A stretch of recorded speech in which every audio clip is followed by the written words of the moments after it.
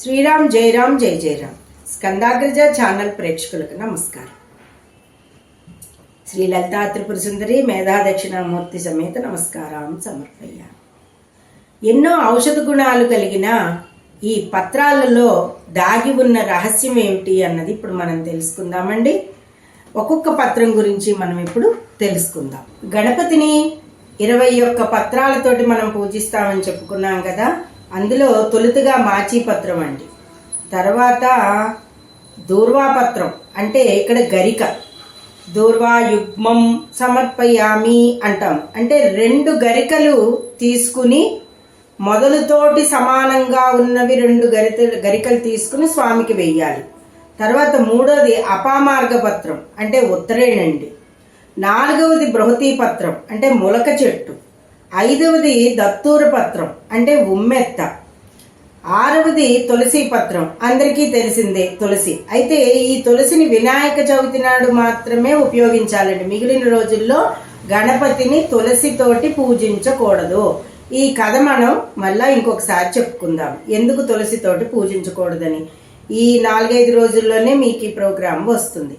తర్వాత 7వది బిల్వపత్రం అంటే మారేడు. 8వది బదరీపత్రం రేగు. 9వది చూతపత్రం మామిడి. 10వది కర్వీరపత్రం గన్నేరు. 11 మరువక పత్రం దవనము. తర్వాత మధునం. 11వది మరువక పత్రం అంటాము. దీన్ని కొంతమంది దవనం అంటారు, కొంతమంది మరువం అంటారు. కానీ దవనం వేరు, మరువం వేరు అండి. మరువమే వాడాలి ఇక్కడ. తర్వాత 12వది సెమీ పత్రం జమ్మి చెట్టు. 13వది విష్ణుక్రాంత పత్రము. అది అందరికీ తెలిసిందే. విష్ణుక్రాంతాలు చాలా సన్నగా పొడుగ్గా ఉండి చిన్ని బ్లూ పువ్వులు ఉంటాయండి. తర్వాత 14వది సింధువార పత్రం అంటే వావిలి. 15వది అశ్వత్థ పత్రం రావి. 16వది దాడిమి పత్రం దానిమ్మ. 17వది జాజిపత్రం జాజిమల్లి. 18 అర్జున పత్రం మద్ది. తెల్ల మద్దేనండి. ఇందులో నల్ల మద్ది, నీలి మద్ది అని 3 రకాలు ఉంటాయి మనకి. ఈ 3 రకాల్లో మనం తెల్ల మద్దినే అర్జున పత్రంగా దీన్నే వాడాలి. తర్వాత దేవదారు పత్రం. ఇది చాలా మంది ఏం చేస్తారంటే దేవదారు పత్రాన్ని ఏం చేస్తారంటే చాలా మంది ఇది టేకు చెట్టుగా ఆ టేకాకులు కూడా తెచ్చి పూజిస్తారు. తర్వాత గండలీ పత్రం అండి, దేవకాంచనం అండి. ఇది దేవకాంచనం చెట్టు పత్రం. దీన్ని లతా దూర్వా అని కూడా మరో పేరు ఉంది. 21 అర్కపత్రం జిల్లేడు. చాలా మంది వెలగపత్రం లేదా అని కొంతమంది అడుగుతూ ఉంటారండి. కపిత్త పత్రము అని చెప్పి అంటాము. కపిత్త అంటే ఇక్కడ వెలగ. అయితే కొన్ని పత్రాలు మనకి ఇక్కడ ఏంటంటే ప్రధానంగాను ఏమిటంటే కొన్ని పత్రాలలో మిగిలినవన్నీ కూడా ఒకసారిగా స్వామికి జంబూ ఫలం అంటే నేరేడు పత్రం కానీ, తర్వాత ముఖ్యమైన కొన్ని పత్రాల్లో మనకి కావలసినవన్నీ కూడా మనకి ఎరుకలో ఉన్నవన్నీ కూడాను అవన్నీ కూడా పెట్టి మా స్వామిని పూజించవచ్చు. పొన్న పూలు, పొగడ పూలు ఒకటి కాదు, అన్నీ కూడా చాలా ప్రధానమైనదే. ఇటువంటివి పూజిస్తున్నప్పుడు ఇవి అష్టోత్తరం చదువుతున్నప్పుడు మనం వేసేసుకుంటే సరిపోతుంది. కానీ కపిత్త పత్రం మాత్రం ఈ 21 పత్రాలలో ప్రధానంగా చెప్పలేదు. వెలగపళ్ళని వెలక్కాయలని వాటికి కట్టడమే తప్పించి పాలవెల్లికి కపిత్త పత్రం ఏంటి అంటే మనం పూజ మధ్యలోనూ ఏమాత్రం కూడా వాడడానికి లేదన్నట్టుగానే ఇక పండితులు చాలా పెద్దలందరూ కూడా చెప్పిన మాట. అయితే వేసి పూజించడం మాత్రం ఉంది వెలగ చెట్టుకి. ఒక్కొక్క పత్రం గురించి తెలుసుకుంటే అర్కపత్రం ఉంది, జిల్లేడాకు. ఇది నరాల బలహీనత ఉన్న వాళ్ళందరికీ కూడా దివ్యౌషధము.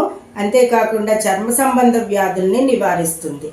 ఇక మద్ది ఆకు ఏం చేస్తుందంటే అర్జున పత్రం గుండె ఆరోగ్యానికి చాలా మంచి సహాయకారి. ఇది ఆయుర్వేదంలో చాలా ఎక్కువగా వాడతారు.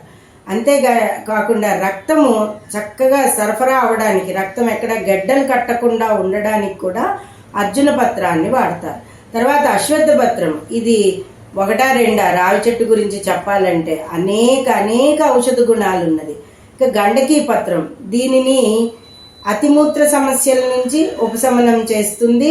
అలాగే గ్రంథుల వ్యాధులు రాకుండా కూడా చూస్తుంది. మనకి బాడీలో ఉన్న గ్రంథులన్నింటినీ కూడా సమతులం చేస్తుంది. ముఖ్యంగా థైరాయిడ్ గ్రంథిని సమతులం చేస్తుంది. జాజిపత్రం యొక్క ఆకు, జాజి ఆకు చర్మరోగాలు, స్త్రీ సంబంధిత వ్యాధులకు చాలా మంచిగా పనిచేస్తుంది. చూతపత్రం నోటి దుర్వాసన, చిగుళ్ళ వ్యాపు వంటి సమస్యల నుంచి ఉపశమనం చేస్తుంది. అపామార్గపత్రం దగ్గు, ఉబ్బసం వ్యాధులకి మంచి చక్కటి దివ్యౌషధంగా పనిచేస్తుంది. తులసి పత్రం శరీరంలో ఉష్ణాన్ని నియంత్రిస్తుంది, దగ్గు, జలుబు వంటి సమస్యలు రాకుండా చేస్తుంది. తులసి చెట్టు గాలి వల్ల చర్మానికి మంచిది, ఆ గాలి పీల్చడం వల్ల మనకు కూడా చాలా మంచిది. ఇక దత్తూర పత్రం అయితే ఊపిరితిత్తు ఉమ్మెత్త, ఊపిరితిత్తు వ్యాధుల్ని నియంత్రిస్తుంది. ఉబ్బసం, ఆయాసం, ఆస్మా లాంటివన్నింటినీ కూడా తగ్గేలా చేస్తుంది. రేగు ఆకు బదరీపత్రం చర్మ వ్యాధులకి మంచి విరుగుడు, గ్రహదోషాలన్నింటినీ కూడా పోగొడుతుంది, గ్రహ సంబంధిత ఇబ్బందులను కూడా పోగొడుతుంది. అలాగే గరికైతే చెప్పక్కర్లేదండి, ఇది దేహంలో రక్తాన్ని శుద్ధి చేస్తుంది, అధిక రక్తస్రావాన్ని, రక్తహీనతని తగ్గిస్తుంది, శరీరంలోని హానికర సూక్ష్మ క్రిములను నశింపజేస్తుంది, అజీర్ణ వ్యాధిని, అలాగే సకల చర్మ రోగాలని, అంతేకాకుండా ఇవాళ అందరు ఇబ్బంది పడుతున్న సోరియాసిస్ అనే వ్యాధిని కూడా నివారిస్తుంది. అంతేకాదు దూర్వా దుస్వప్న నాశిని, దుస్వప్నాలను కూడా, ఆ దుస్వప్నం వల్ల వచ్చే మన గాబరాలన్నింటినీ కూడా తగ్గించేస్తుంది. ఇక బెల్వపత్రం కీళ్ల నొప్పులు తగ్గిస్తుంది, విరోచనాలను తగ్గిస్తుంది, రోగ నిరోధక శక్తిని పెంచుతుంది, అలాగే శరీర దుర్వాసనను కూడా తగ్గిస్తుంది ఈ నీరు తాగడం వల్ల. అనేక ఔషధాలన్నీ కూడా ఇందులో ఉన్నాయి. సూక్ష్మ క్రిమి సంహారిణి, అంటే లోపల మన పొట్టలో కానీ నులిపురుగులు ఇలాంటివి అంటాం కదా, వాటినన్నింటినీ కూడా నివారిస్తుంది.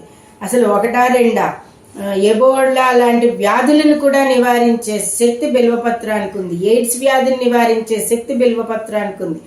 క్యాన్సర్ని కూడా నివారించే శక్తి బిల్వపత్రానికి ఉంది. అంతేకాకుండా మాచీపత్రం, మాచీపత్రం ఇది సకల చర్మ వ్యాధులను, అంటే బొల్లి, కుష్టు, ఇంకా గజ్జి, తామరలు ఇలాంటివన్నీ కూడా, అంతేకాదు ఊబకాయాన్ని తగ్గిస్తుంది. ఎక్కడైతే ఈ వృక్షం కాదు, ఎక్కడైతే ఈ మొక్కలు ఉంటాయో అక్కడ సూక్ష్మక్రిములు కూడా దరిచేరకుండా ఉంటాయి. ఆయాసం, దగ్గులు రాకుండా చేస్తుంది. బాలింతరాళ్ళందరికీ కూడా ఇది ఒక దివ్యౌషధంలాగా పనిచేస్తూ ఉంటుంది. ఇక మనకి ఒకటా రెండా ఇలాగ అనేకమైన ప్రయోజనాలు ఉన్న పత్రాలన్నింటినీ కూడా మనం స్వామికి పూజ చేసి ఈ పూజను పూర్తి చేసుకుంటాము. రేపటి భాగంలో నైవేద్యాలు. అంతవరకు స్వస్తి.